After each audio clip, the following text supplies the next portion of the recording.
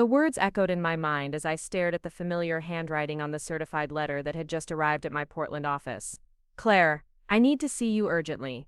It's about the company. The same company my father, Richard Donovan, had spent the last 8 years telling people I was too naive and idealistic to understand.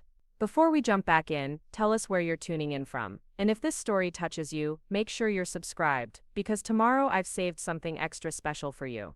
The same man who had called me his biggest regret at my college graduation dinner, right in front of our extended family, because I had chosen sustainable business practices over his traditional manufacturing empire. My name is Claire Donovan, and I'm 32 years old. For the past decade, I've built a thriving sustainable packaging design company in Southeast Portland, working with local businesses who want to reduce their environmental impact. The irony wasn't lost on me that my father, who had dismissed my tree hugger nonsense for years, was now reaching out when his traditional manufacturing business was apparently in trouble. I set the letter down on my desk and looked out the window at the bustling streets of Portland, where food trucks served organic meals in compostable containers and coffee shops prided themselves on zero-waste policies. This was my world now, one I had built without Richard Donovan's approval or financial support. A world he had openly mocked whenever we crossed paths at family gatherings. The letter had arrived on a Tuesday morning in late September, just as the Oregon rain was beginning its annual return. I was reviewing designs for a new client, a local brewery that wanted completely biodegradable packaging for their craft beer distribution, when my assistant Natalie Park knocked on my office door. "Claire, there's a certified letter for you," she said, holding the thick envelope with a return address I recognized immediately. Donovan Manufacturing, headquartered in the industrial district of North Portland, where my father had built his empire of plastic containers and synthetic packaging materials. I hadn't spoken to Richard in over 2 years, not since the disastrous Christmas dinner at my Aunt Helen's house where he had loudly proclaimed that my business was a feel-good hobby that would never amount to anything real. That particular evening had ended with me leaving early, and Helen following me to the parking lot to apologize for her brother's behavior. "He's always been stubborn," she had said, wrapping her coat tighter against the December wind, "but he's also been afraid of being wrong about you." At the time, I had dismissed her words as family peacemaking. Helen had always been the diplomat between Richard and me, trying to bridge a gap that seemed to widen every year. She had been the one to attend my business launch party when my father refused, the one who quietly invested in my company when I needed startup capital, and the one who celebrated with me when we landed our first major contract. Now, holding this letter, I wondered if Helen had known something was coming. My father wasn't the type of man to reach out unless he absolutely had to. Richard Donovan was proud to a fault, stubborn as Pacific Northwest weather, and convinced that his way of doing business was the only way that mattered. I opened the envelope carefully, noting the expensive letterhead that seemed oddly formal for a family communication. The message was brief and typically Richard, direct, demanding, and offering no real explanation. "Claire, I need to see you this week. There are urgent matters regarding Donovan Manufacturing that require your immediate attention. Please call my office to schedule a meeting. This is time sensitive. Richard." No, dear Claire. No, I hope you're well. No acknowledgement of the years of silence between us. Just a summons, as if I were still the 22-year-old college graduate he had lectured about the realities of business instead of the successful entrepreneur I had become. Natalie appeared in my doorway again, this time with a concerned expression. "Everything okay? You look like you've seen a ghost." "Something like that," I replied, folding the letter and sliding it back into its envelope. "My father wants to meet." Natalie's eyes widened. She had worked for me for 3 years and had heard enough stories to understand the complicated dynamics of my family relationships. "The father who said your business would fail within 2 years. The very same." I stood up and walked to the window, watching the morning commuters hurry past with their reusable coffee cups and canvas shopping bags. My clients, my community, my validation that sustainable business practices weren't just idealistic dreams but profitable realities. The irony of the timing wasn't lost on me. Just last month, my company had been featured in Portland Business Journal as one of the fastest-growing eco-friendly businesses in the Pacific Northwest. We had contracts with major regional companies, a waiting list of clients, and had just hired our 5th full-time employee. The hobby my father had dismissed was generating more annual revenue than I had ever imagined possible. But this letter suggested that Donovan Manufacturing, the company Richard had built over 25 years, was facing some kind of crisis. The same company he had always assumed I would eventually join, despite my repeated statements that our business philosophies were incompatible. I had learned about business from watching my father, but I had learned what kind of business leader I didn't want to become. Richard ruled through intimidation and rigid hierarchy. He believed that environmental concerns were obstacles to profitability, that employee satisfaction was secondary to productivity, and that change was something to be resisted rather than embraced. When I had presented my business plan to him 8 years ago, hoping for his support or at least his advice, he had dismissed it without even reading past the executive summary. Sustainable packaging, he had scoffed. You're trying to solve a problem that doesn't exist. Businesses want cheap and efficient, not expensive and idealistic. That conversation had taken place in his corner office overlooking the Columbia River, surrounded by awards for manufacturing excellence and framed photographs of him with local politicians and business leaders. I had sat across from his massive oak desk, feeling small and naive, while he explained why my ideas would never work in the real world. You're thinking like a consumer, not a business owner, he had continued, not looking up from the papers on his desk. Consumers say they want environmentally friendly products, but when it comes to paying premium prices, they choose the cheaper option every time. Your idealism is admirable, Claire, but it's not practical. I had left that meeting feeling crushed but determined to prove him wrong. The next day, I had used my savings to rent a small office space in Southeast Portland and had started making calls to local businesses. Within 6 months, I had my first contract with a local coffee roaster who wanted compostable bags for their beans. Within a year, I had enough clients to hire my first employee. Now, 8 years later, that small office had expanded into a modern workspace with a design lab, a client conference room, and a team of creative professionals who shared my vision of sustainable business practices.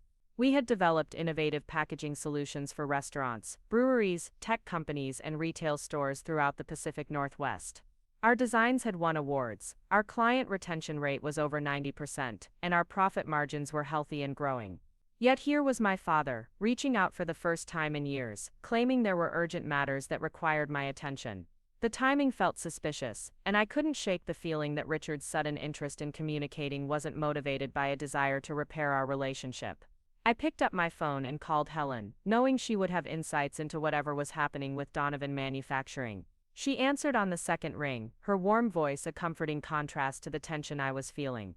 Claire, what a lovely surprise. I was just thinking about you yesterday when I saw the article in the Business Journal. I'm so proud of what you've accomplished. Thanks, Helen. I'm actually calling because I received a letter from Richard today. He wants to meet about something urgent regarding his company. There was a pause on the other end of the line, and I could hear Helen's intake of breath. Oh, I was wondering when he would finally reach out to you. So you know what this is about. I know some things, Helen said carefully. Richard's been dealing with some challenges lately. Major clients switching to competitors, supply chain issues, and regulatory pressure about environmental compliance. The business has been struggling for the past year. This was news to me, though I realized I shouldn't be surprised. I had been so focused on building my own company that I hadn't paid attention to industry news about Donovan Manufacturing. How bad is it? Bad enough that he's had to lay off about 20% of his workforce. Bad enough that he's been looking for investors to help with modernization. And bad enough that Victoria Hayes, his business partner, has been pushing him to consider more sustainable manufacturing practices. Victoria Hayes was a name I recognized. She had joined Donovan Manufacturing as a partner about 5 years ago, bringing capital and modern business expertise to Richard's old-school operation. I had met her briefly at a family gathering, and had been impressed by her strategic thinking and forward-looking approach to business development. So he needs money, and he thinks I might be able to help. It's more complicated than that, Helen said. Claire, there's something about the company structure that you should know. Something Richard never told you. I felt a chill of anticipation. What do you mean? When your grandmother died 10 years ago, she left you shares in Donovan Manufacturing. Richard was supposed to tell you about it, but he decided to manage them as a trust until you turned 30. You turned 30, 2 years ago. The words hit me like a physical blow. My grandmother Elizabeth had owned shares in my father's company. She had left them to me. And Richard had never mentioned this. How many shares? I asked, my voice barely above a whisper. 30%, Helen said quietly. Enough to have significant influence over major business decisions. Enough that any major changes to the company structure would require your signature. I sat down heavily in my desk chair, trying to process this information. For 2 years, I had been an owner in my father's company without knowing it. For 2 years, he had been making decisions about a business I partially owned while actively dismissing my expertise and capabilities. Helen, why didn't you tell me about this sooner? I thought Richard would do the right thing eventually. I thought he would come to you when he was ready to acknowledge your business expertise. I never imagined he would wait until he was desperate. Desperate. That word explained everything about the tone of his letter, the urgency, the formal language that disguised what was probably panic. Richard Donovan, the man who had built his empire through force of will and traditional business practices, was facing a crisis that his old methods couldn't solve. And now he needed me. The realization brought a mixture of emotions: anger at being kept in the dark, satisfaction at the validation of my business approach, and a deep sadness about the dysfunction of our relationship. If he had told me about the shares 2 years ago, we might have been able to work together to modernize Donovan Manufacturing. We might have found a way to bridge our different philosophies and create something stronger than either of our individual approaches. Instead, he had waited until crisis forced his hand, until he had no choice but to acknowledge that my expertise might be valuable after all. Claire, Helen's voice brought me back to the present. What are you going to do? I looked around my office, at the awards on the wall, the photos of successful product launches, the thank you notes from satisfied clients. Preparing and narrating this story took us a lot of time, so if you are enjoying it, subscribe to our channel. It means a lot to us. Now back to the story. This was my world, built on principles Richard had dismissed as naive idealism. But it was also proof that sustainable business practices could be profitable, that environmental responsibility could drive innovation, and that treating employees and clients with respect could create lasting success. I'm going to meet with him, I said finally. But on my terms, not his. Be careful, Claire. Your father is proud, and desperate people don't always make good decisions. After hanging up with Helen, I sat quietly in my office for several minutes, watching the Portland skyline through my window. The city had embraced sustainability in ways that went far beyond my industry. Green buildings, urban gardens, renewable energy, public transportation, bicycle infrastructure. This was a place that understood that environmental responsibility and economic prosperity could coexist. It was also a place that had nurtured my business vision when my own father wouldn't. Now Richard needed my signature to save his failing business. The daughter he had called his biggest regret held the key to his company's survival. The idealistic tree hugger whose business model he had mocked might be his only path forward. I picked up my phone and dialed the number on his letterhead. His secretary answered with the practiced professionalism I remembered from childhood visits to his office. Donovan Manufacturing. Mr. Donovan's office. This is Claire Donovan. I received a letter from my father requesting a meeting. I'd like to schedule that for Thursday afternoon at 2 o'clock. Please let him know that I'll be bringing my attorney and my business partner to the meeting. There was a brief pause. I'll check his calendar and confirm the appointment, Miss Donovan. Thank you. Also, please tell him that I'll need to review all financial documents related to the company's current situation before the meeting. And I'll want to speak with Victoria Hayes as well. I'll pass along your requirements. After ending the call, I felt a surge of confidence mixed with nervous energy. This meeting would be unlike any conversation I had ever had with my father. For the first time in our relationship, I would be approaching him from a position of strength rather than seeking his approval or support. I had built my own success without his help. I understood modern business practices that he had been slow to adopt. And apparently I owned a significant portion of his company. The daughter he had dismissed as his biggest regret was about to become his most important business partner. Thursday morning arrived with the kind of crisp October air that made Portland feel alive with possibility. I had spent the previous 2 days preparing for this meeting with the same methodical approach I used for major client presentations. The difference was that this time, the stakes felt deeply personal. Marcus Chen, my business partner and closest friend, arrived at my office at 9 o'clock sharp, carrying 2 cups of coffee from our favorite local roastery and a thick folder of documents. Marcus had been instrumental in helping me build the company, bringing his expertise in supply chain management and his calm analytical approach to balance my creative vision and sometimes impulsive decision-making. Ready for this? He asked, setting my coffee on the desk and settling into the chair across from me. As ready as someone can be for confronting a father who's spent years undermining their career choices, I replied, taking a grateful sip of the perfectly crafted latte. We had spent hours the night before reviewing the financial documents that Victoria Hayes had forwarded to my attorney. The picture they painted was worse than I had initially understood. Donovan Manufacturing wasn't just struggling, it was hemorrhaging money at an alarming rate. Major contracts had been lost to competitors who offered more environmentally responsible packaging solutions. Regulatory compliance costs were mounting as environmental regulations became stricter. Employee turnover was high, and the remaining workforce was demoralized by layoffs and uncertainty about the company's future. Most telling was the correspondence between Richard and potential investors. 3 different investment groups had expressed interest in the company, but had ultimately walked away after conducting due diligence. The consistent feedback was that Donovan Manufacturing's business model was outdated, its environmental practices were becoming a liability, and its leadership was resistant to necessary modernization. Ben Rodriguez, my attorney, had been particularly interested in the company's debt structure and the personal guarantees Richard had signed. "Your father has put himself in a very vulnerable position," Ben had explained during our preparation meeting. "He's personally liable for significant corporate debt, and the company's declining value means those guarantees could destroy his personal financial security." The irony was stark. Richard had spent years lecturing me about practical business decisions and financial responsibility, yet his own resistance to change had led him to the brink of personal and professional ruin. Marcus spread the documents across my desk, organizing them into neat piles. "The supply chain analysis is particularly interesting," he said, pointing to a thick report. "They're still using manufacturing processes that are 20% less efficient than current industry standards.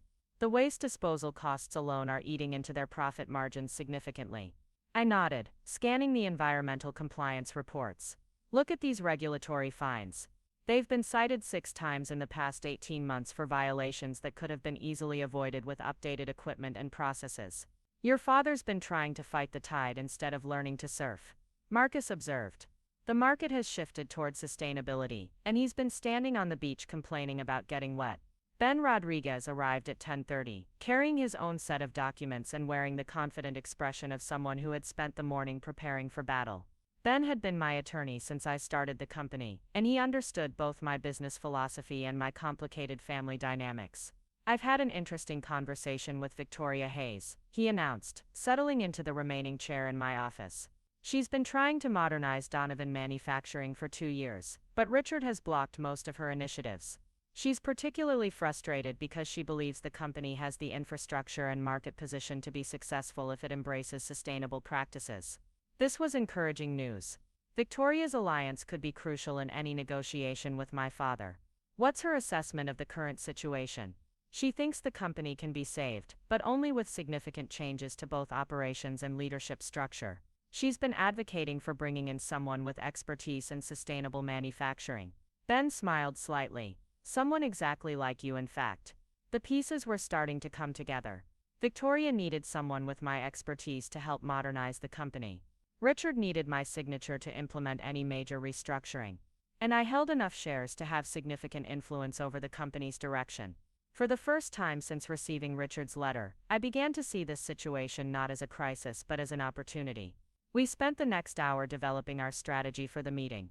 I would listen to Richard's presentation, ask specific questions about the company's financial situation and future plans, and then present my own analysis and recommendations. If he was genuinely ready to embrace change, we could explore a partnership that might benefit both companies. If he was simply looking for a quick financial fix without addressing underlying problems, I would exercise my rights as a shareholder to protect my interests. "Remember," Ben advised, as we gathered our materials, "you're not the daughter seeking approval anymore. You're a successful business owner and a significant shareholder. You have power in this situation, and it's important that you project that confidence from the moment you walk into the room." The drive to North Portland took us through the heart of the city, past the food trucks and boutique shops of my neighborhood, through the Pearl District where new sustainable businesses were thriving, and into the industrial area where Donovan Manufacturing had operated for over 2 decades. The contrast was striking, my world of innovation and environmental consciousness giving way to an older Portland of smokestacks and traditional manufacturing. Donovan Manufacturing occupied a large facility near the Columbia River, a sprawling complex of warehouses and office buildings that spoke to the company's former prosperity. As we parked in the visitor lot, I could see that the facility looked tired, with maintenance deferred and landscaping neglected. Even the company signage appeared dated, using fonts and colors that belonged to an earlier era of business branding. Marcus whistled low as we walked toward the main entrance. "This place has good bones, but it's definitely showing its age." The lobby was a time capsule of 1990s corporate design: marble floors, brass fixtures, and oil paintings of scenic landscapes that had probably been expensive when they were purchased, but now seemed outdated and impersonal. The receptionist, a woman in her 50s with perfectly styled hair and a professional demeanor, greeted us with the kind of polished courtesy that suggested she had been with the company for many years. "Miss Donovan, Mr. Donovan is expecting you in the conference room. Would you like coffee or water?" "We're fine, thank you," I replied, noticing how she avoided eye contact after the initial greeting. The tension in the building was palpable, the kind of atmosphere that develops when employees are uncertain about their futures and leadership is struggling with difficult decisions.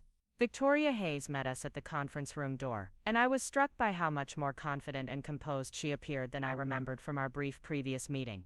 She was a woman in her early 40s with sharp intelligence in her eyes, and the bearing of someone accustomed to navigating complex business situations. "Claire, it's good to see you again," she said, extending her hand with a firm grip. "I want you to know how much I've admired your company's work. We've actually been following your success in the industry publications." "Thank you, Victoria. I appreciate your sending the financial documents. They've been very illuminating." "I imagine they have been," she replied with a meaningful look. "Your father should be here momentarily. He's been in back-to-back calls with creditors this morning." The conference room was impressive in its old-fashioned grandeur: a massive wooden table surrounded by leather chairs, walls lined with awards and photographs from the company's history, and floor-to-ceiling windows overlooking the Columbia River. It was a room designed to intimidate and impress, to remind visitors of the company's established success and traditional values. I took a seat at the table with Marcus and Ben flanking me, positioning myself so that I would be facing Richard directly when he entered.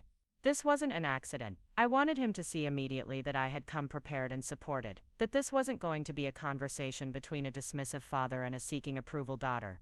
Richard entered the room exactly at 2 o'clock, and I was shocked by how much he had aged in the 2 years since I had last seen him. His hair was completely gray now, his face was lined with stress, and he moved with the careful deliberation of someone carrying a heavy burden. He was still imposing at 6 feet tall with broad shoulders, but the confidence that had always defined him seemed diminished. He paused in the doorway when he saw my companions, clearly not having expected me to bring a team to what he had probably envisioned as a family conversation. "Claire," he said, his voice carrying the familiar tone of controlled authority, "I wasn't expecting you to bring an entourage. This is a business meeting about a company I apparently own shares in." I replied calmly. "I brought my business partner Marcus Chen and my attorney Ben Rodriguez. I assume you don't object to me having professional representation for a professional discussion." Something flickered across Richard's face, perhaps surprise at my directness or recognition that the dynamic between us had shifted. He took his seat at the head of the table, with Victoria sitting to his right. "Very well," he said, opening a folder and arranging papers in front of him. "I suppose we should get straight to business then." For the next 30 minutes, Richard presented his analysis of the company's situation with the kind of detailed precision I remembered from childhood, when he would explain his business philosophy over dinner table conversations.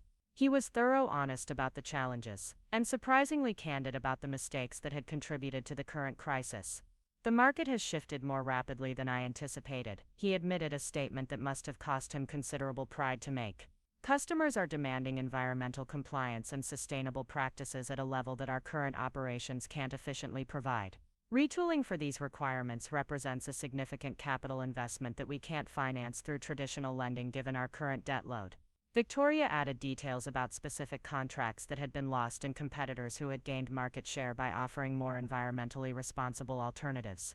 It was clear that she had been pushing for changes that Richard had resisted, and that the current crisis was largely the result of his unwillingness to adapt to market demands. "The good news," Victoria continued, "is that we have excellent relationships with many long-term clients who would prefer to continue working with us if we can meet their new requirements. The infrastructure exists to implement sustainable practices, but it requires investment in new equipment and processes." Richard's presentation concluded with a proposal that was both predictable and insulting. He wanted me to invest money in the company to fund the necessary upgrades, while maintaining the current management structure and giving me minimal input into operational decisions. Essentially, he was asking me to finance his modernization efforts while continuing to exclude me from meaningful participation in the business. "So you're looking for an investor," I said when he finished, "someone to provide capital while you maintain control." "I'm looking for family support during a difficult transition," he replied, the phrasing clearly intended to make me feel guilty for not immediately agreeing.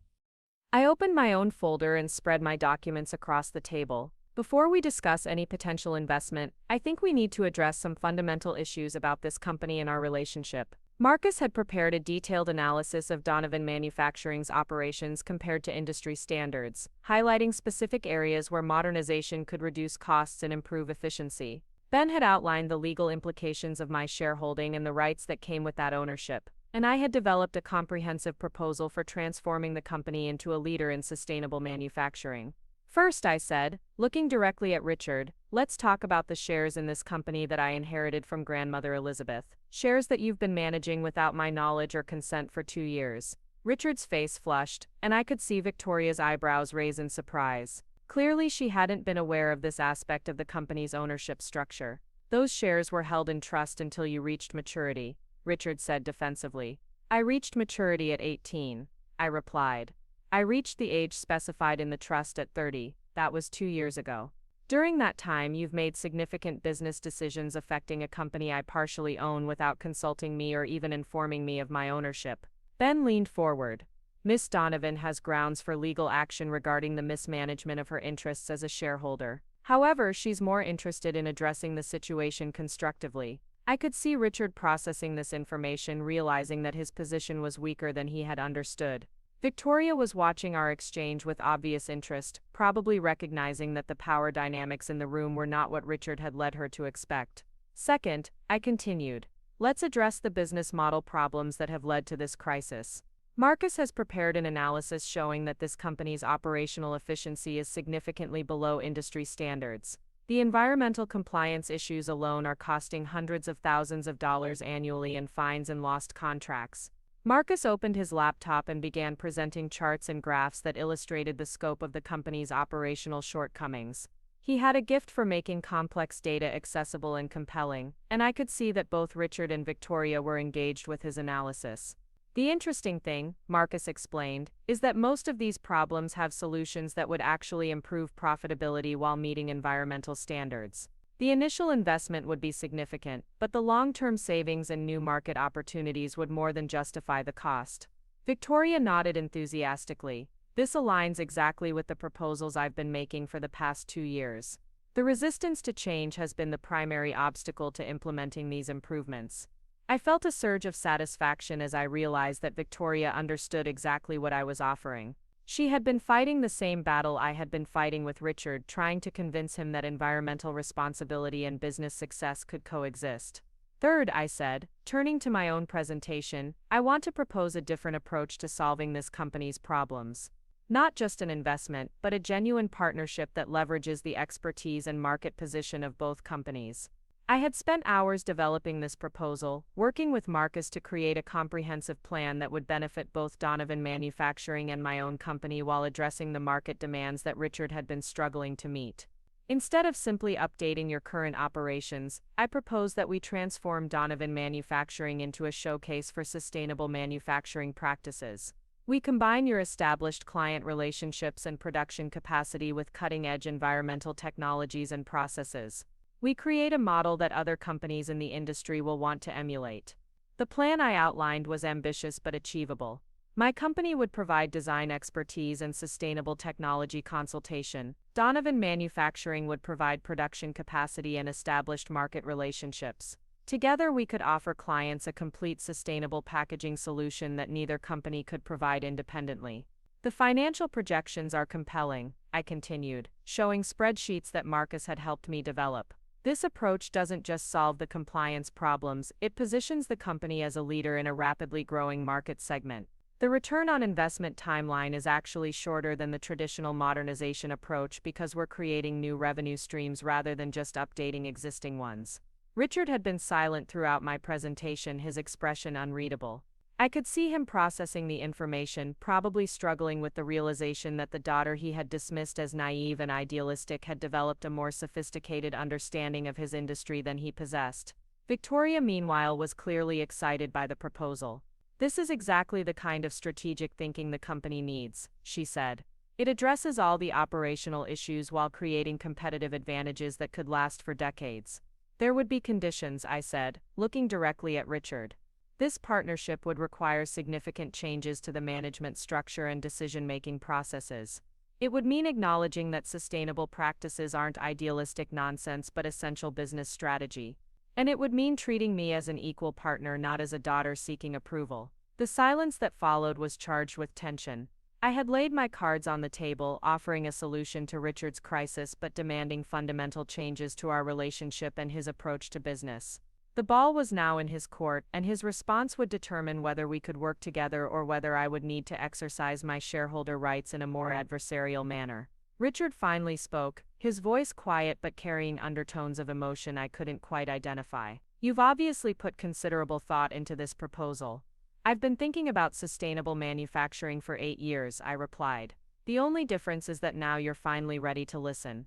The words hung in the air between us, and I watched my father's face cycle through a range of emotions I had rarely seen him display. Surprise, calculation, what might have been respect, and underneath it all a deep wariness that spoke to months of mounting pressure and failed solutions.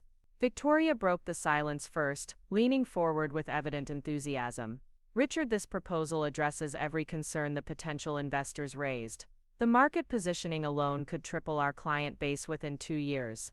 But Richard wasn't looking at Victoria. His eyes were fixed on me with an intensity that reminded me of childhood moments when he was trying to solve a particularly complex business problem. I could practically see him weighing options, calculating risks, and struggling with the reality that his daughter had just presented a more sophisticated business strategy than anything he had developed. "You're asking me to fundamentally restructure a company I've spent 25 years building," he said finally, his voice carefully controlled. "I'm offering to help you save a company that's failing because it hasn't adapted to market realities," I replied, matching his tone. "The restructuring is happening whether you embrace it or resist it. The only question is whether you want to lead the change or be destroyed by it." Marcus cleared his throat and opened another file. "Donovan, if I may, I think it would be helpful to look at some specific examples of how this transition has worked in other manufacturing companies." For the next 20 minutes, Marcus presented case studies of traditional manufacturers who had successfully pivoted to sustainable practices. The pattern was consistent: initial resistance from leadership, mounting financial pressure, eventual acceptance of change, and then rapid growth once the transition was complete. The companies that made this shift early became industry leaders, Marcus explained. The ones who waited until crisis forced their hand survived but never regained their competitive edge, and the ones who refused to change simply went out of business. Richard listened to the presentation with the focused attention of someone who understood that his company's survival depended on making the right decision. When Marcus finished, Richard turned to Victoria. "How long have you been advocating for changes like this?" "Since the day I joined the company," Victoria replied without hesitation. "Every quarterly review, every strategic planning session, every client meeting where we lost business to more environmentally progressive competitors. I've been documenting the market shift and recommending adaptation strategies for 2 years. And I dismissed your recommendations. You said the market would correct itself, that environmental regulations were temporary political posturing, that customers would prioritize cost over sustainability when economic pressure increased." Richard winced at having his past statements quoted back to him. I was wrong. The admission seemed to cost him considerable effort, and I felt a flicker of something that might have been sympathy for the proud man who was confronting the failure of his fundamental business philosophy. "The question now," I said gently, "is what you want to do with that recognition." Richard stood and walked to the window overlooking the Columbia River, his hands clasped behind his back in a gesture I remembered from countless childhood moments when he was working through difficult decisions. The silence stretched until Victoria shifted uncomfortably in her chair. "There's something else you need to know," Richard said without turning around. "The investor group that walked away last month wasn't just concerned about environmental compliance. They were specifically interested in acquiring the company if it could be repositioned as a sustainable manufacturer. They had identified this exact opportunity." I felt a chill of understanding. "And they wanted to bring in outside management to oversee the transition. They wanted to replace me entirely," Richard confirmed, finally turning back to face us. "Their vision was to gut the existing leadership, bring in consultants to redesign the operations, and rebrand the company as an environmentally progressive manufacturer. They saw me as an obstacle to be removed rather than a resource to be utilized." Victoria's expression showed that this was news to her as well. "Why didn't you tell me about this?" "Because I was afraid you would agree with them." Richard replied with painful honesty. Because I was afraid that my resistance to change had made me a liability to my own company. The vulnerability in his voice was startling. This was not the confident, authoritative man who had dominated every family gathering and business meeting I could remember. This was someone who had been forced to confront the possibility that his pride and stubbornness had nearly destroyed everything he had worked to build. That's why I reached out to Claire, he continued, looking directly at me for the first time since his admission. Not just because I needed her signature as a shareholder, but because I finally understood that she had developed expertise I needed. Expertise I had been too proud to acknowledge. Ben Rodriguez had been taking notes throughout the conversation, and now he spoke for the first time since the presentations began. Mr. Donovan, are you saying that you're prepared to accept Claire's proposal for restructuring the company?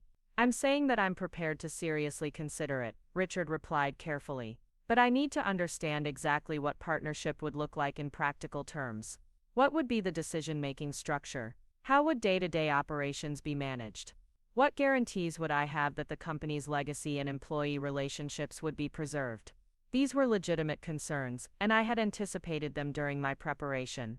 I don't want to destroy what you've built, Dad. I want to transform it into something stronger and more sustainable. The goal isn't to eliminate your role but to evolve it. The word Dad slipped out naturally, and I saw something soften in his expression. For a moment we weren't adversarial business owners but family members trying to find common ground. Tell me specifically how this would work, he said, returning to his chair. I opened another folder and pulled out organizational charts that Marcus and I had developed. The proposal is for a gradual transition over 18 months. For the first 6 months I would serve as a consultant working with Victoria to implement the initial operational changes while you maintain overall authority. This gives everyone time to see how the collaboration functions. Marcus added his laptop screen to the wall display, showing detailed timeline charts. The beauty of this approach is that it allows for course corrections. If the partnership isn't working, there are natural breakpoints where we can reassess. During the second phase, I continued, we would formalize the partnership structure. I would take an active role in strategic planning and client development while you would focus on production management and supplier relationships. Victoria would coordinate between our different areas of expertise. Victoria nodded enthusiastically. This actually leverages everyone's strengths instead of forcing anyone into roles that don't suit their skills. The third phase would involve full integration of sustainable practices across all operations, with both companies benefiting from the expanded capabilities and market position. Richard studied the organizational charts carefully, asking detailed questions about reporting structures, profit-sharing arrangements, and employee impacts. His questions were intelligent and showed that he was genuinely considering the proposal rather than just looking for reasons to reject it. What about the clients who specifically want to work with traditional manufacturing approaches? He asked. Some of our long-term relationships are with companies that prioritize cost over environmental considerations. That's actually one of the advantages of this transition, I replied. We maintain the ability to serve traditional clients while expanding into new markets. The sustainable manufacturing processes we implement are often more cost-effective than traditional methods once they're fully operational. Marcus pulled up financial projections showing how the initial investment in sustainable technology would reduce long-term operating costs. The key insight is that environmental responsibility and cost efficiency aren't opposing goals. They're complementary strategies that reinforce each other. But what about the personal dynamic? Richard asked, his voice carrying a note of uncertainty I had never heard before. How do we work together professionally when our personal relationship has been so difficult? The question hung in the air, addressing the elephant in the room that we had been dancing around throughout the entire meeting. This wasn't just about business strategy or financial arrangements, it was about whether a father and daughter who had spent years misunderstanding and disappointing each other could find a way to collaborate effectively. I think we start by acknowledging that we've both made mistakes. I said carefully. You dismissed my expertise because you saw it as a rejection of your values. I interpreted your resistance as a rejection of me personally. Neither of us was entirely right or entirely wrong. Richard nodded slowly. I was proud of the company I had built, and I saw your different approach as criticism of my methods rather than evolution of them. And I was so determined to prove myself independently that I didn't consider how we might combine our different strengths, I admitted. Victoria had been listening to this exchange with obvious interest, probably recognizing that the personal reconciliation was as important as the business partnership for the success of any collaboration. "May I make an observation?" she said. "I've worked with both of you now, in different contexts. Richard, your understanding of manufacturing processes and supplier relationships is exceptional. Claire, your grasp of market trends and sustainable technologies is exactly what this industry needs. The combination could be incredibly powerful. But only if we can communicate effectively and respect each other's expertise," I added. Richard was quiet for several minutes, clearly wrestling with emotions and practical considerations that went far beyond the immediate business decision. When he finally spoke, his voice was measured but carried undertones of something that might have been hope. "I need to ask you something directly, Claire. Are you offering this partnership because you want to help the family business, or because you see an opportunity to prove that your approach is superior to mine?" The question was fair and deserved an honest answer. I had spent the past few days examining my own motivations, trying to separate genuine desire to help from the satisfaction of being proven right after years of dismissal. "Both," I said finally. "I do want to prove that sustainable business practices work, because I believe they're essential for the future of manufacturing. But I also want to save this company because it represents something important to our family and to the employees who depend on it for their livelihoods. And because you're tired of our relationship being defined by professional disagreement," Richard said, showing an insight that surprised me. "Yes, I'm tired of family gatherings being tense because we can't talk about work without arguing. I'm tired of feeling like I have to choose between success in my field and having a relationship with my father." The admission seemed to release some of the tension that had been building throughout the conversation. Richard's shoulders relaxed slightly, and for the first time in years I felt like we were having an authentic conversation rather than performing our usual roles of disapproving father and defensive daughter. "There's one more thing we need to address," Ben Rodriguez interjected, consulting his notes. "The legal structure of any partnership would need to account for Claire's existing shareholding and the rights that come with that ownership." Richard's expression tightened slightly. "What are you suggesting?" "Simply that any partnership agreement should formalize Claire's role as a significant shareholder," Ben replied. "She can't be treated as a junior partner or outside consultant when she owns 30% of the company." This was clearly a point Richard had been hoping to avoid addressing directly. His proposal for my involvement had carefully sidestepped the question of my ownership rights, probably because acknowledging them would require him to admit that he had been managing my assets without my consent. "The shareholding issue needs to be resolved regardless of whether we move forward with the partnership," I said firmly. "That's a legal matter that can't be ignored." Victoria looked between Richard and me with growing understanding. "Richard, you never told me that Claire was a shareholder. That changes the entire dynamic of any business relationship." "I was managing those shares in what I believed was her best interest," Richard said defensively. "Without my knowledge or consent," I replied. "And while making business decisions that I, as a shareholder, should have been consulted about." The conversation that followed was tense but necessary. Ben outlined my legal rights as a shareholder and the potential consequences of Richard's failure to involve me in major business decisions. Richard's attorney, who had been quiet throughout most of the meeting, finally spoke up to confirm that my position was legally sound. "Mr. Donovan, you could face significant legal exposure if Miss Donovan chooses to pursue this matter through the courts," the attorney said reluctantly. "The better approach would be to regularize the shareholding arrangement and move forward with proper governance procedures." I could see Richard calculating the implications. A legal battle would be expensive, time-consuming, and potentially destructive to any possibility of future collaboration. It would also likely become public, damaging his reputation and the company's standing with clients and suppliers. "What would you want in terms of governance structure?" he asked finally. "Representation on the board of directors proportional to my shareholding," I replied. "Participation in major strategic decisions. Regular financial reporting and transparency about company operations. Basically the same rights any significant shareholder would expect. And in return, I would commit to working collaboratively rather than adversarially. I would support decisions that benefit the company even if they're not my first choice. And I would bring my expertise and resources to help the company succeed." Richard was quiet for a long time, staring out the window at the river while the rest of us waited for his response. I could almost see him working through the implications, weighing his options, and coming to terms with a reality he had been avoiding for 2 years. "I need time to think about this," he said finally. This is a lot to process, and I want to make sure I understand all the implications before making any commitments. How much time? I asked. A week. I want to review all the documents, discuss the proposal with my advisors, and make sure I'm approaching this decision rationally rather than emotionally. That's reasonable, I agreed, but I should mention that my offer has an expiration date. The longer this company continues to lose money and market position, the less valuable any partnership becomes. Victoria nodded in agreement. The Q4 numbers are going to be particularly challenging if we don't start implementing changes soon. As we gathered our materials and prepared to leave, Richard approached me with an expression I couldn't quite read. Claire, regardless of what I decide about the business proposal, I owe you an apology. I was wrong to dismiss your expertise and wrong to manage your inheritance without involving you.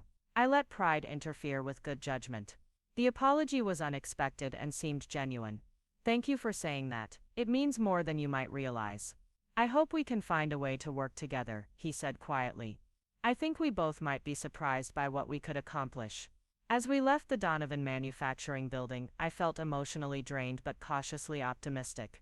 The meeting had gone better than I had dared to hope, with Richard showing more openness to change than I had expected.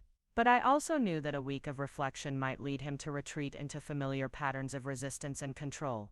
The real test would come when he had to choose between maintaining his traditional approach to business and embracing a collaboration that would require him to acknowledge that his daughter had become a legitimate expert in his industry.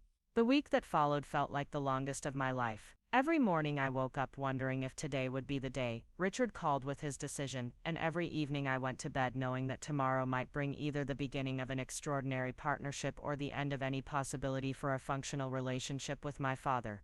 Marcus found me in my office on Friday morning, staring out the window at the Portland skyline without really seeing it.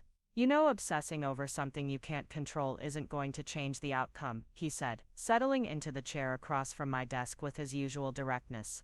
I'm not obsessing, I replied, though we both knew that wasn't entirely true. I'm just thinking through contingency plans. For 6 days straight. The truth was that the waiting had given me time to second-guess every aspect of the proposal I had presented. Had I been too aggressive in demanding equal partnership? Should I have been more sympathetic to Richard's position? Was I letting personal emotions cloud my business judgment? But there was another emotion beneath the anxiety: excitement. Despite all the complications and potential pitfalls, I couldn't stop thinking about what we could accomplish together. Donovan Manufacturing had resources and established relationships that could accelerate sustainable manufacturing adoption across the entire Pacific Northwest. My company had the expertise and innovative approaches that could position them as industry leaders rather than followers. The phone rang at exactly 10 o'clock, and my assistant Natalie's voice came through the intercom. Claire, you have a call from Victoria Hayes. My heart jumped. Victoria calling instead of Richard could mean anything, but it probably wasn't good news. I picked up the phone with more trepidation than I wanted to admit. Victoria, good morning. Claire, I hope you don't mind me calling directly, but I wanted to give you a heads up about something that's happening over here. What kind of something? Richard has been meeting with his original investors again. The ones who wanted to replace the management team. They came back yesterday with a revised offer. I felt my stomach drop. After everything we had discussed, after his apparent recognition that change was necessary, Richard was still exploring options that would exclude me from any meaningful role in the company. What kind of revised offer? They're willing to keep Richard as a figurehead president, while bringing in their own operational team. They've also increased their initial capital investment by about 40%. It's a substantial offer, Claire. I closed my eyes, trying to process this information objectively rather than emotionally. From a purely financial perspective, the investor offer might be more attractive than my proposal. It would provide immediate capital without requiring Richard to acknowledge my expertise or share real authority. Has he indicated which direction he's leaning? That's the thing, Victoria said, her voice carrying a note of frustration. He's been impossible to read all week. He's had me prepare detailed financial projections for both scenarios. He's been asking endless questions about implementation timelines, and he's been spending hours on the phone with consultants and advisors. What's your sense of where he stands? Victoria was quiet for a moment before answering. Honestly, I think he's terrified. The investor offer is safer in some ways because it doesn't require him to change his fundamental approach to business relationships. Working with you would mean admitting that his daughter has become a legitimate expert in his field, and that's a psychological hurdle that might be harder for him than financial restructuring. The insight stung because it rang true.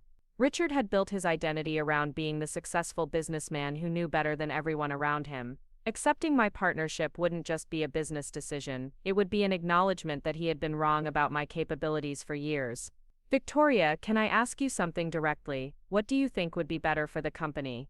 Your proposal without question, she replied immediately. The investor group wants to modernize operations, but they don't really understand sustainable manufacturing. They're approaching it as a compliance issue rather than a competitive advantage. Your approach treats sustainability as a core business strategy that creates new opportunities rather than just meeting regulatory requirements. And what do you think would be better for Richard personally? Also, your proposal, Victoria said after a pause. The investor deal would save his pride in the short term, but it would marginalize him within his own company. He'd become a ceremonial president while other people made the real decisions. Working with you would be challenging, but it would allow him to remain genuinely involved in building something meaningful. After ending the call with Victoria, I found myself pacing around my office trying to decide whether to wait passively for Richard's decision or to take some kind of action. The waiting felt unbearable, but I also didn't want to appear desperate or pushy. Marcus knocked on my door frame. Based on the expression on your face, I'm guessing that wasn't good news. I filled him in on the conversation with Victoria and watched his expression grow increasingly thoughtful as I described the competing investor offer. So your father is choosing between financial security with outside control and partnership with family that requires him to acknowledge your expertise, Marcus summarized. That's a pretty accurate way to put it. And you're worried that his pride will make him choose the option that's worse for everyone involved. I'm worried that he'll choose the path that feels safer even though it leads nowhere. Marcus was quiet for several minutes, staring out the window at the busy street below. When he finally spoke, his voice carried the careful tone he used when he was about to suggest something I might not want to hear. Claire, have you considered the possibility that you might be better off if he chooses the investor deal? The question caught me off guard. What do you mean? I mean that working with your father would be complicated in ways that working with outside investors wouldn't be. Family business dynamics are notoriously difficult, especially when there's a history of conflict. If he takes the investor deal, you keep your shares, you maintain your independence, and you don't have to navigate the personal relationship issues. But the company would be managed by people who don't understand sustainable manufacturing. And that creates opportunities for your company, Marcus pointed out. If Donovan Manufacturing implements a superficial sustainability program that doesn't really work, it validates your approach and positions your company as the authentic alternative. I had been so focused on the potential benefits of partnership that I hadn't seriously considered the advantages of remaining independent. My company was thriving without any connection to Donovan Manufacturing. We had more client requests than we could handle, our reputation in the industry was growing rapidly, and we weren't dependent on anyone else's decisions or approval. You're saying I should hope he chooses the investor deal. I'm saying you should be prepared for either outcome and recognize that both have potential advantages, Marcus replied. This isn't just about saving your father's company, it's about what's best for your business, your employees, and your own professional goals. The conversation with Marcus helped clarify my thinking, but it also highlighted how emotionally invested I had become in the idea of working with Richard. Part of me wanted the partnership to succeed not just for business reasons but because it would represent a fundamental healing of our relationship. Working together successfully would prove that we could move beyond years of misunderstanding and mutual disappointment. But wanting something and having it be the right decision weren't necessarily the same thing. That afternoon, I received an unexpected call from Helen, Richard's sister and my aunt. Her voice carried a mix of concern and curiosity that made me immediately alert. Claire dear, I hope you don't mind me calling, but Richard came to see me yesterday evening, and I think you should know about your conversation. What did he say? He told me about your business proposal and the meetings you've been having.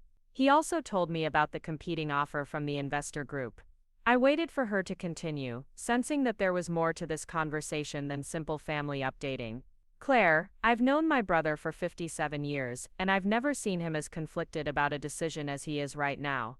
He's genuinely torn between what he thinks is the practical choice and what he believes might be the right choice. What's the difference? The practical choice is taking the investor money and maintaining the illusion that he's still in control. The right choice is acknowledging that you've become the expert he needs and that working together could create something better than either of you could build alone. Helen's perspective was valuable because she understood Richard's psychology better than almost anyone. She had watched him build his business empire, had seen him struggle with admitting mistakes, and had observed our relationship deteriorate over the years. What do you think he'll decide? I think he's going to surprise both of us, Helen said cryptically. Richard has always been stubborn, but he's also been pragmatic when circumstances demand it. The question is whether he can see past his own pride to recognize what's actually in his best interest. And what do you think is in his best interest? Working with you, Helen replied without hesitation. Not just because your proposal is better for the business, but because he needs to repair the relationship with his daughter before it's too late. He's getting older, Claire, and I think he's beginning to realize that professional success doesn't mean much if it costs you your family relationships. The conversation with Helen left me feeling more optimistic but also more anxious. If Richard was genuinely conflicted, it meant the decision could go either way, and I had no control over which factors would ultimately prove most important to him. Sunday evening, I was reviewing quarterly reports at home when my phone rang. The caller ID showed Richard's name, and I felt my pulse quicken as I answered. Claire, I hope I'm not calling too late. Not at all, I've been expecting to hear from you. I know I said I needed a week, but I've made my decision. Could you meet me at the office tomorrow morning? There are some things I'd like to discuss with you before I announce my decision to the rest of the team. The tone of his voice was impossible to read. He sounded tired but determined, emotional but controlled.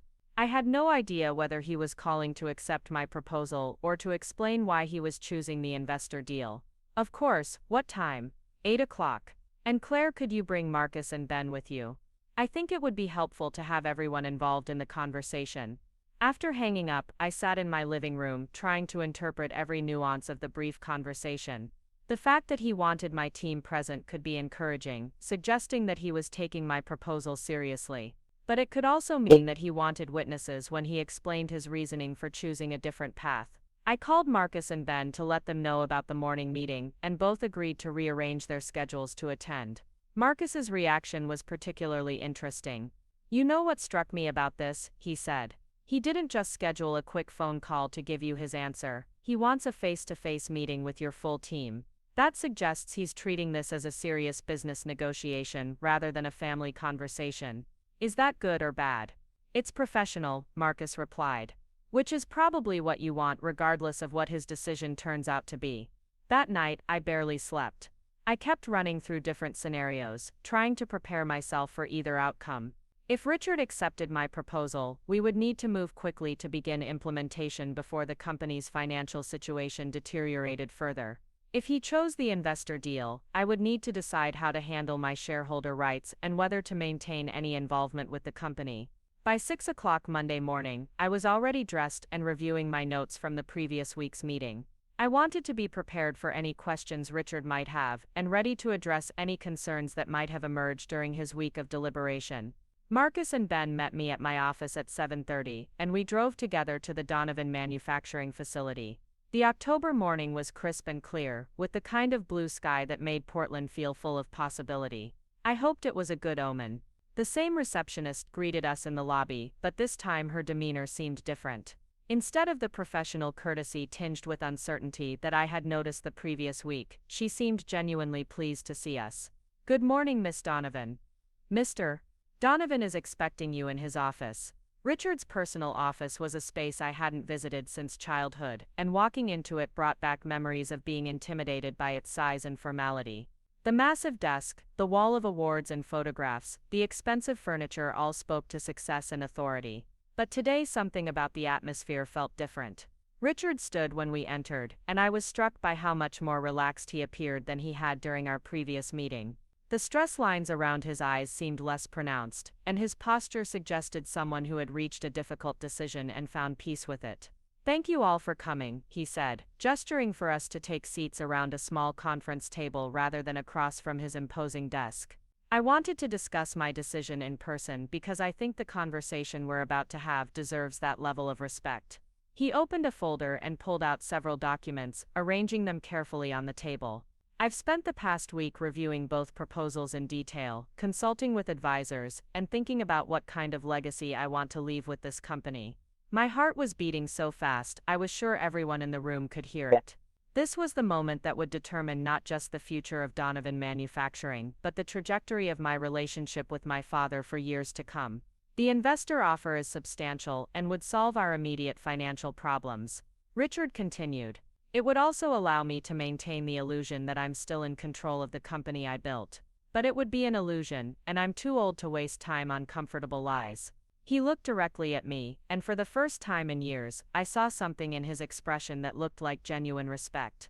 Claire, your proposal is better for the company, better for our employees, and probably better for me personally, even though it requires me to acknowledge some things about myself that aren't easy to accept. I felt a surge of hope, but tried to keep my expression neutral. Richard wasn't finished, and I didn't want to assume anything until I heard his complete decision. I'm accepting your partnership proposal with some modifications that I hope you'll find acceptable. The relief that washed over me was so intense I had to grip the edge of the table to steady myself. After years of dismissal and months of uncertainty, my father was finally acknowledging that my expertise had value. But his mention of modifications immediately put me back on alert. What kind of modifications? I asked, working to keep my voice steady. Richard pulled out a document that looked like it had been extensively revised, with handwritten notes covering the margins. I've been working with my attorneys to structure this partnership in a way that protects both of our interests, while addressing the practical realities of merging two different business cultures. He handed copies of the document to each of us, and I began scanning the proposed changes. Most were minor adjustments to timelines and reporting structures, but one modification caught my attention immediately. You're proposing a trial period, I observed. 6 months, Richard confirmed, during which we implement the initial phase of your sustainability program while maintaining separate corporate structures. If the collaboration works as projected, we move to full integration. If it doesn't, we can separate cleanly without damaging either company. Ben Rodriguez was already making notes in the margins, his legal mind identifying potential complications. This is actually quite clever, he said. It reduces risk for both parties while providing clear metrics for evaluating success. Marcus was nodding as he reviewed the financial projections. The revenue-sharing model during the trial period is fair, and the performance benchmarks are achievable but meaningful. I continued reading, finding that most of Richard's modifications actually strengthened the proposal rather than weakening it. He had clearly spent considerable time thinking through implementation details and potential problems. There's one other change I want to discuss, Richard said, his voice carrying a note of uncertainty. I'm proposing that Victoria serve as the operational coordinator for the partnership. She understands both companies, she's been advocating for these changes longer than anyone, and she can provide neutral perspective when we inevitably disagree about something. This was unexpected but made perfect sense. Victoria had been fighting for modernization within Donovan Manufacturing for years, and her involvement would help ensure that the partnership succeeded even when family dynamics created complications. I think that's an excellent idea, I said, meaning it. Victoria's support could be crucial for getting buy-in from your existing team. Speaking of the existing team, Richard continued, I want you to know that I've already spoken with the department heads about the proposed changes. The response has been overwhelmingly positive. Most of them have been worried about the company's direction for months, and they're excited about the possibility of working with cutting-edge sustainable technologies. This was perhaps the most encouraging news of all. Employee support would be essential for any successful transformation, and the fact that Richard's team was enthusiastic rather than resistant suggested that the cultural integration might be smoother than I had anticipated. What about the investors who made the competing offer? Marcus asked. I declined their proposal yesterday, Richard replied. They weren't pleased, but they understood that I had other options. Interestingly, they asked if they could be considered for future investment opportunities once the sustainability transition is complete. Ben looked up from his notes. That could be significant for long-term growth planning. Which brings me to the most important modification, Richard said, turning to face me directly. Claire, I'm not just accepting your business proposal. I'm also formally recognizing your shareholding and proposing that you join the board of directors immediately. The words hit me with unexpected emotional force. For years I had been fighting for recognition as a legitimate business professional. Now my father was not only acknowledging my expertise, but offering me a formal role in governing his company. I accept, I said, without hesitation, then caught myself. Pending review of the complete terms, of course. Richard smiled, and for the first time in our conversation, it looked genuinely relaxed. I hoped you would say that. The next 2 hours were spent reviewing contractual details, discussing implementation timelines, and planning the announcement to employees and clients. The complexity of merging two companies, even temporarily, was substantial, but everyone in the room seemed energized by the possibilities rather than intimidated by the challenges. We should plan a joint meeting with both teams next week, Victoria suggested when she joined us mid-morning. Let everyone see that this is a collaboration between equals rather than a takeover by either company. Agreed, I said. I think it's important that both teams understand how their expertise contributes to the overall vision. Richard was quiet for a moment, then spoke with uncharacteristic vulnerability. Claire, I need to ask you something. Are you prepared for how difficult this might be personally? Working together professionally when we're still figuring out how to have a functional family relationship. The question deserved an honest answer. I think it might actually help our personal relationship, I replied. A lot of our conflict has come from you not understanding what I do professionally, and me feeling like you don't respect my choices. Working together might give us a foundation for rebuilding trust. Or it might create new ways for us to disappoint each other, Richard pointed out. Maybe. But I'd rather risk new disappointments than live with the existing ones forever. Richard nodded slowly. Then let's take the risk. The signing of the partnership agreement took place the following Friday in the conference room, where our contentious relationship had begun to heal just 2 weeks earlier. Richard had invited Helen to witness the ceremony, and she arrived with tears in her eyes and a bottle of champagne that she insisted we open immediately. I've been waiting 15 years for you two to find a way to work together, she said, raising her glass in a toast. Here's to proving that stubbornness runs in the family, but so does the ability to recognize when you're wrong. The first month of the partnership exceeded everyone's expectations. The integration of sustainable practices into Donovan Manufacturing's operations proceeded smoothly, with my team providing technical expertise, while Richard's experienced production staff implemented the changes efficiently. More importantly, the market response was immediate and enthusiastic. 3 major clients who had been considering switching to competitors decided to renew their contracts after seeing the company's commitment to environmental responsibility. 2 new clients, including a major regional retailer, signed contracts specifically because of the sustainable manufacturing capabilities. The financial projections were conservative. Victoria reported during our first monthly review meeting. We're actually ahead of schedule on both revenue growth and cost reduction targets. But the real transformation was in my relationship with Richard. Working together on specific projects gave us a framework for communication that bypassed years of emotional baggage. When we disagreed about implementation strategies, we could focus on data and outcomes rather than personal history. You know what's interesting? Richard said one afternoon, as we reviewed client feedback surveys. I'm learning as much from watching you work as I am from the technical changes we're implementing. What do you mean? Your approach to problem solving is different from mine. I tend to look for the most direct solution and push through obstacles.